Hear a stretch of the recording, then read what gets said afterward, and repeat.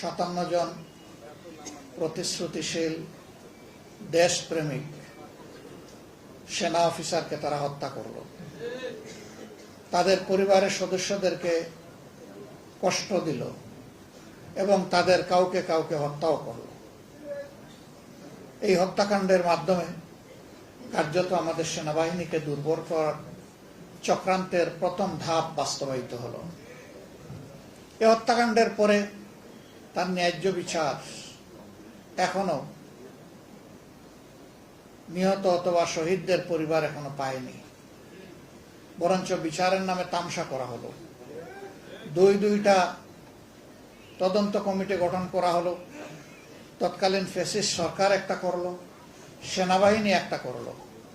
সেই দুইটা তদন্তের রিপোর্ট আজ পর্যন্ত বাংলাদেশের জনগণ কিংবা ক্ষতিগ্রস্ত পরিবার কেউই জানতে পারলো না। ধামা চাপা দেওয়া হলো, কারণ ওটা বের হলে গর্তের ইঁদুর বের হয়ে আসবে। মানুষ জেনে ফেলবে এদের পিছনে কারা ছিল। শুধুই কি এই দেশের দুষ্কৃতিকারীরা ছিল নাকি অন্য কারো হাত ছিল, এগুলা সব বের হয়ে আসবে। এই জন্য এই রিপোর্টগুলাকে ধামা চাপা দেওয়া হয়েছে। তবে সত্য চাপা পড়ে না। এই সরকার পালিয়ে যাওয়ার পরে এই ব্যাপারে গঠিত তদন্ত কমিশন তারা অনেকটাই বের করে আনতে সক্ষম হয়েছে। এখানে অনেক রাঘব বুয়াল এবং তাদের পিছনের ছায়া কালো শক্তিও এখানে চলে এসেছে। আগামীতে আশা করি এটা আরো স্পষ্ট হবে।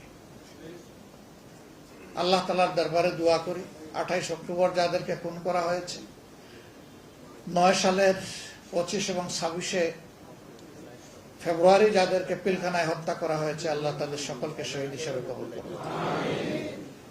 এরপরেই সংকটটা এসেছিল আল্লামা দিলওয়ার হোসেন সাঈদী সাহেবের রায়কে কেন্দ্র করে। এই অন্যায্য প্রতিহিংসামূলক রায়ের প্রতিবাদে সাধারণ জনগণ সেদিন বিক্ষোভে ফেটে পড়েছিল। সারা দেশ তাণ্ডব চালিয়ে আমাদের শত শত সহকর্মীকে সেদিন হত্যা করা হয়েছে। এটি ছিল তৃতীয় গণহত্যা এই সরকারের হাতে। ক্ষমতায় আসার আগে একটা, ক্ষমতার পরে একটার পর একটা। আল্লাহ তাআলা তাদের সকলকে শহীদ হিসাবে কবুল করুন। এরপরেই 13 সালের 5ই মে শাপলা চত্বরের গণহত্যা। নিরীহ আলেম ওলামা, হুফাজ, আইতাম তাদেরকে সেদিন নিষ্ঠুরভাবে হত্যা করা হলো। যিনি সরকারের প্রধান নির্বাহী ছিলেন তিনি ব্যঙ্গ করে বললেন, কেউ ওখানে মরে নাই, হেফাজতের লোকেরা রং ছিটিয়ে তারা শুয়ে পড়েছিল। লজ্জা। আমি বাদ দিলাম প্রধানমন্ত্রী, একজন মানুষের বিবেক কোথায় যায়?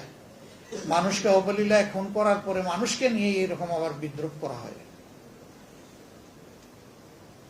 এটি ছিল তাদের হাতে তৃতীয় গণহত্যা। চতুর্থ গণহত্যা।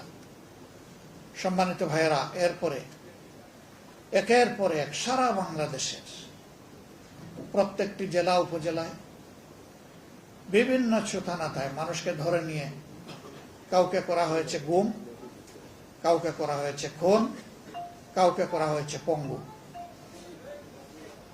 এবং কাউকে নির্যাতন করে জেলে পুরা হয়েছে। তাদের নির্যাতনের হাত থেকে কুলের শিশুও রক্ষা পায় নাই, 90 বছরের বৃদ্ধ রক্ষা পান নাই। ছেলেকে খুঁজতে গিয়ে মা বাপকে ধরে এনেছে। এই কেস একটা নয়, দুইটা নয়, শত শত। মানবতা এভাবেই তখন দুঃখে দুঃখে লাঞ্ছিত হয়েছে। এই গোটা সময় জুড়ে 15.5 বছরে যাদেরকে খুন করা হয়েছে, মহান আল্লাহ তাআলার দরবারে দোয়া করে আল্লাহ তাদেরকে শহীদ হিসেবে কবুল করুন। যারা আহত পঙ্গু হয়েছেন, আল্লাহ তাআলা তাদেরকে সুস্থতার নিয়ামত দান করুন। এরপরে আসলো জুলাই।